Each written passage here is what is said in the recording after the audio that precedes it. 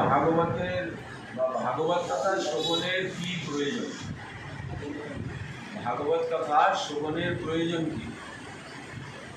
কি দরকার ভাগবত কথা শ্রবণ?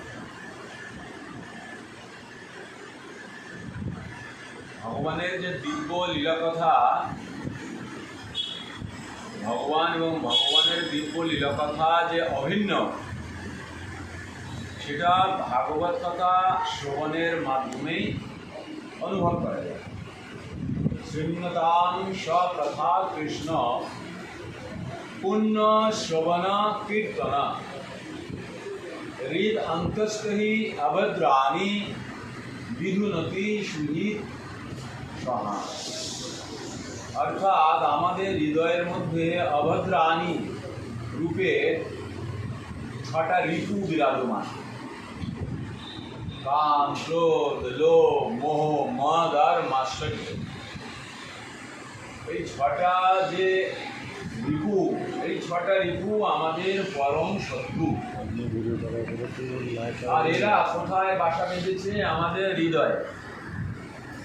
আর আমরা বিশেষ করে ভারতীয়রা যা কিছু বিচার বিবেচনা করি, সেটা ভাবুকতা, মানে ভাবের বশবর্তী হয়ে, ভাবুক হয়ে সিদ্ধান্ত নিই।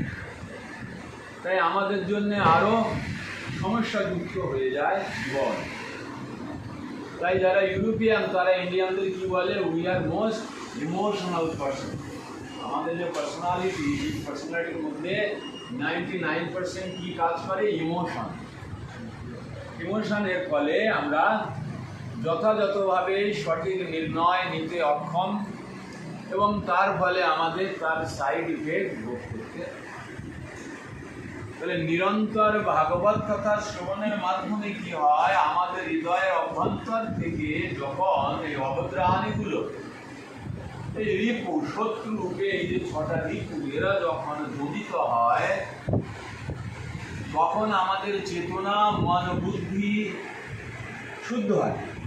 চেতনা, মন, বুদ্ধি শুদ্ধ হলে আমরা ভগবত কৃপায় কোনো বিষয় বা কোনো বস্তু গ্রহণ করার পূর্বে তার ভালো মন্দ বিচার করার ক্ষমতা অর্জন করি। তাই ভাগবত কথা নিত্য শ্রবণ করার প্রয়োজন। যদি আমরা ব্যবস্থা না পাই, সুযোগ না পাই, তাহলে আমাদের কি উচিত?